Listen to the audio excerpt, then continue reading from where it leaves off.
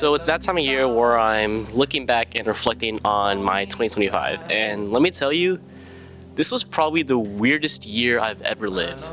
I'm actually saying that like I'm 30 and I've lived all sorts of life and all that, when in reality I'm only 18. But this is probably the most interesting year I've ever lived. Like, so much happened to me that it's hard to believe it happened over the span of 12 months. I mean, just looking at the obvious, I graduated high school, I got a summer internship, and I even got into my dream school, and I'm there right now living my best life. And the most important of all, I found God.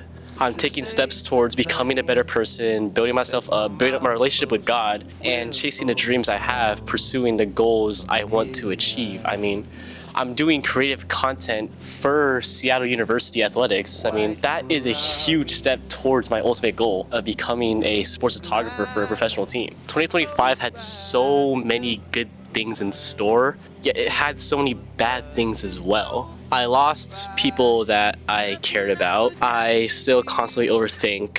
I'm struggling with imposter syndrome still a lot, especially now with the steps I've taken in my creative content journey. I still find myself caring too much about little things, and I crashed out a lot this year. And I'm not proud of it, but it happened. So I have to accept my failures, accept my mistakes, accept the consequences that come with those mistakes, and move on. And through the wins and losses, there's been a lot of personal growth as well. And one of the biggest things is admitting that I'm human and I'm not gonna be perfect. It's a lot easier said than done to say that because of how much I try to strive for perfection, how much I strive to be the best there is. But I have to admit at the end of the day that I am human. I have my flaws, I have my vices, I have all these bad things about me, but I can't let them define me. I've also gotten a lot better at understanding my emotions. I've learned to really take a step back and look at what I'm doing and if I'm acting emotionally or logically. And it's still a bit difficult to discern that. It's very hard to actually take that step back still, but I'm learning, I'm growing, and I'm getting better as a human,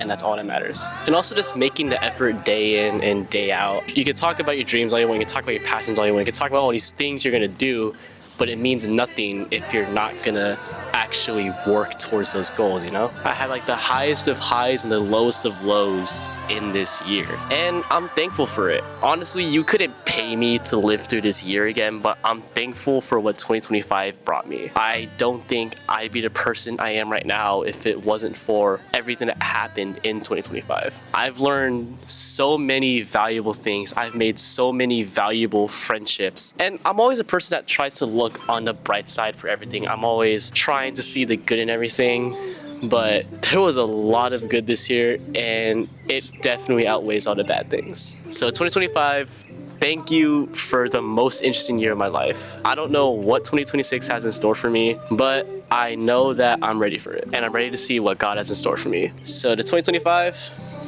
thank you, peace out. Will not want to live you again, but hey, you made me who I am.